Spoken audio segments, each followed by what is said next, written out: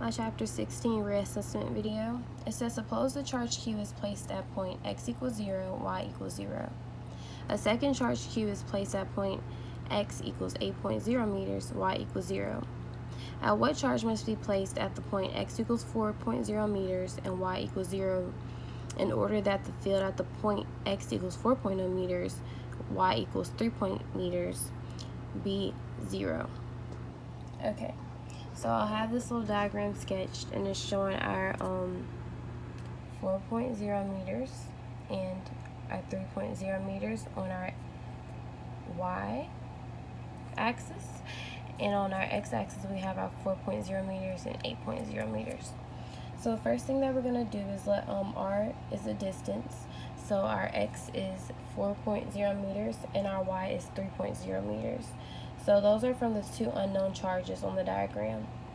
So we're going to figure it out using the cosine theta of x divided by r and the sine theta y divided by r. So then the field due to unknown charges, field due to unknown charges, going to be Q, is upward, so the field due to capital Q must be downward. The x component of the electric field is this right here, E of x, so it's going to be KQ divided by our distance r squared cosine theta minus KQ divided by r squared cosine theta plus 0. So that's going to equal 0 for our x. And then for our y, we're going to have to set it up as follows. Our electric field for our y is going to be KQ divided by our distance squared sine theta plus KQ r squared sine theta minus K, the absolute value of our capital Q charge, divided by y squared equals 0. So we're going to solve, and that's going to be 2KQ divided by r squared sine theta minus the absolute value of Q divided by y squared equals 0. And then I just brought that down and we solved. You get this right here.